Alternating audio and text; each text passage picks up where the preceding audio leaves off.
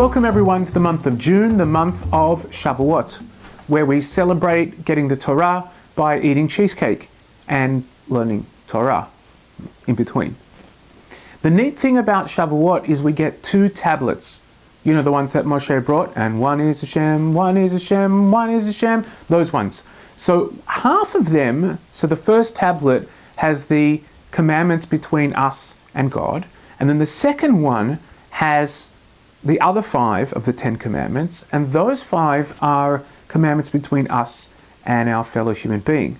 And the neat thing about it is that God's telling you, when I give you the Torah, it's not just about you and me. If you don't like my kids, so then you've got a problem with me.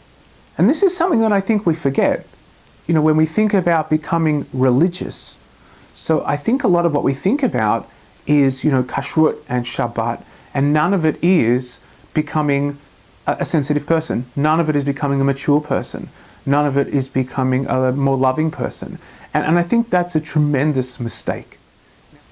The story that illustrates this the best, and it's one of my favorite stories, is by a guy named Terry Dobson. He was the first of the Americans to ever go over to Japan to learn Aikido. And he talks about how he was never able to test his Aikido in public until one day, where he was on the subway in Japan and a drunk homeless guy gets on and starts abusing everybody. And he thinks, okay, now's my big chance, my big Rambo moment to show everybody what I'm made of. And as they're about to go at each other, they hear, hey, from a guy sitting next to them, this 70-year-old guy, Japanese guy in a kimono. And he says to the drunk guy, what you been drinking? And the guy says, sake, what's it your business? He says, wow.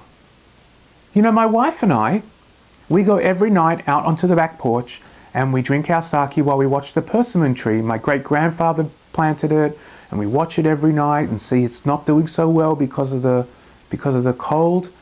And the drunk guy's like trying to follow the conversation. And the old guy says to him, do you like sake? He said, yeah, I do. He said, you share it with your wife? He says, I don't have a wife. And he starts crying.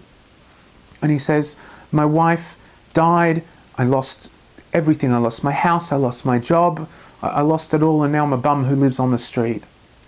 And the old man sat him down, you know, he had his head on his lap and said, there, tell me the story. Terry's mistake was he wanted to be holy. He didn't want to be human. But on Shavuot, your job is to be human and then to be holy. At that point, God says, okay, now we've got someone in the game. Chag Sameach, happy Shavuot. May you learn a lot of Torah and eat an appropriate amount of cheesecake.